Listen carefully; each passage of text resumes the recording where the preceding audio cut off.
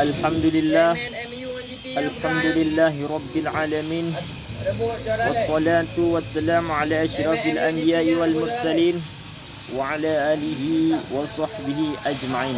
Amma ba'du. Jadi tanya selaku umat Islam,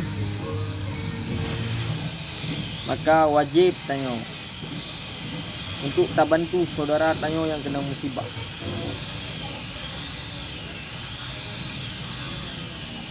Apabila saudara tanya diperang dia di Israel, hanya tak bantu tanya. Tapi tanya nak kemampuan untuk tak bantu, yang tanya kau berdosa. Bah. Nyonan, nyokan begal. Bah. Nyokan begal kan? Bah. Tanya sesama Islam harus tolong menolong. Apabila kafir kai serang saudara tanya harus bergerak. Maka bacut-bacut tanya harus bangkit. Melalui dakwah lagi yo, melalui media lagi yo, tanya harus tergerakkan pemuda-pemuda yang siap syahid. Maka orangnya tanya berlatih laju. Seiring waktu berumur tanya bertambah. Apabila tanya siap, maka harus tergerakkan pasukan untuk tacok tanah Palestina kembali.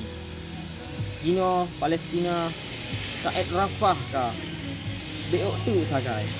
Kabeh dikuasai oleh kafir laknatullah.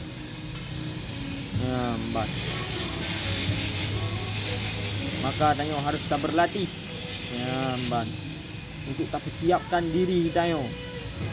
Pemimpin harus tak pilih yang berani.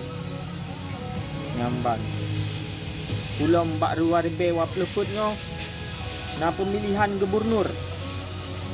Tak pilihlah pemimpin yang mengerti akan Islam di Aceh yo. Dan uku-uku tanya akan harus tergerakkan. Apabila tanya negara tanya berdaulat dengan hukum Islam, insya-Allah tanya akan menang.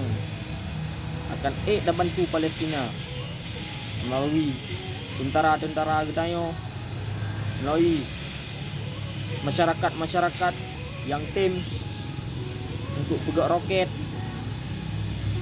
untuk pegak bom, untuk pegak budi. Saya harus tergerakkan, harus nak pemikiran tanya gimana cara ada pegak budian. Uku tanya harus kamu perang. Umur tanya paduk orangnya 20 put. Nah yang 25, nah yang 28. Yang latih saja kemampuan. Tanya bujuk tentara Islam. Raka-raka.